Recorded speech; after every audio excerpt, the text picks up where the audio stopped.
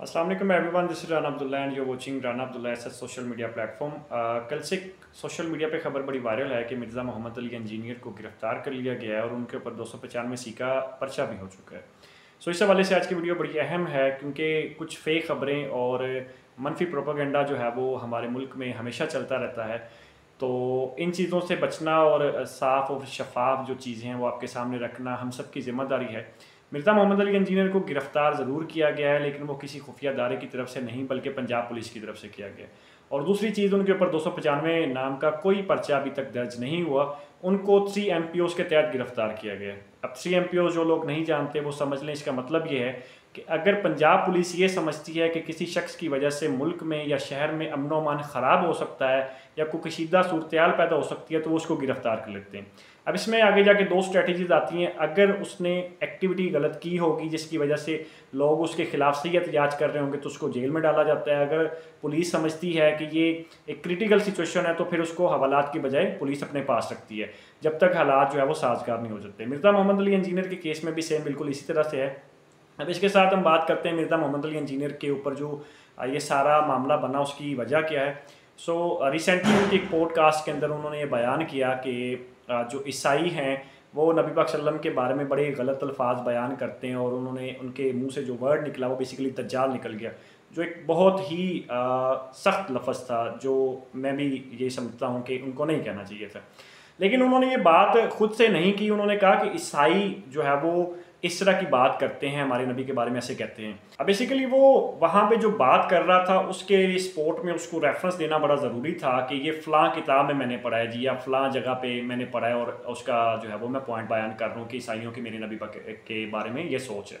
लेकिन उसने हवाला पेश नहीं किया और अवाम ने जो सारा मलबा था वो उनके ऊपर डाल दिया कि वो खुद से ये बयान कर रहे हैं। हालांकि वो एक ईसाइयों की जो तारीखी किताबें लिखी हुई हैं उनके अंदर से वो एज अ रेफरेंस बोल रहे थे, बयान कर रहे थे।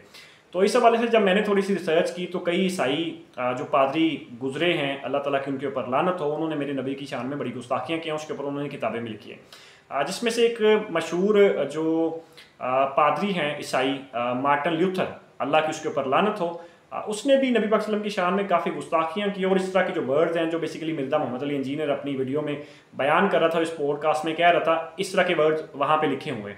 तो मेरे ख्याल से अवाम को ये समझना चाहिए था कि वो पॉइंट क्या बयान कर रहे हैं। एक शख्स अगर उसने अपनी पूरी ज़िंदगी जो है वो गुजारी है आप लोगों को तालीम देने के लिए, दीन की, कुरान की, सही बुखारी, सही मुस्लिम और जितनी भी मज़ाहब की किताबें हैं उसकी बेस पे वो बताता है कि आपके नबी की शान क्या है, उनके रस्ते पे चलें, नमाज़ें पढ़ें, दाढ़ी रखें, उनके मुताबिक, उनकी सुन्नत के मुताबिक ज़िंदगी गुजारें। आप उसके ऊपर जो फतवे लगा रहे हैं कि वो गुस्ताख रसूल है, ऐसा बिल्कुल भी नहीं है। इस चीज़ को समझना जो है वो बड़ा ज़रूरी है।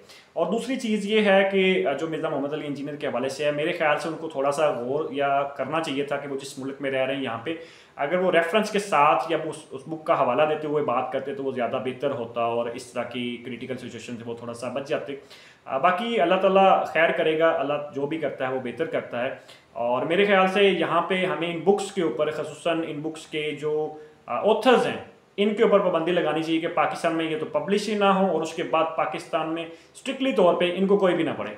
अब अगर आपने ईसाइयों को हकूक दे भी दिए हैं कि वो माइनॉरिटीज़ के तौर पे पाकिस्तान में रह सकते हैं, लेकिन फिर भी वो अपनी मजहबी जो इबादत हैं वो भी कर सकते हैं, लेकिन फिर भी इस तरह की जो बुक्स हैं जो उनके जो ईसाई या यहूदी जो लिख गए हैं जिसमें नबी पाक सल्लल्लाहु अलैहि वसल्लम की शान में अगर गुस्ताखी है तो उसके ऊपर सख्ती से पाबंदी लगनी चाहिए, नो कम्प्रोमाइज़। रसूलुल्लाह सल्लल्लाहु अलैहि वसल्लम ने खुद भी फरमाया कि कोई शख्स तब तक मोमन नहीं हो सकता जब तक मैं उसे दुनिया और इसमें मौजूद हर चीज़ से ज़्यादा अजीज़ ना हो जाऊँ। तो इसी के साथ इख्तिताम चाहूँगा। मज़ीद वीडियोस के लिए मेरे पेजेस को फॉलो कर लें, राना अब्दुल्ला सच। और इसके अलावा अगर आपका कोई सवाल हो तो कमेंट में ज़रूर पूछिएगा। अल्लाह हाफ़िज़।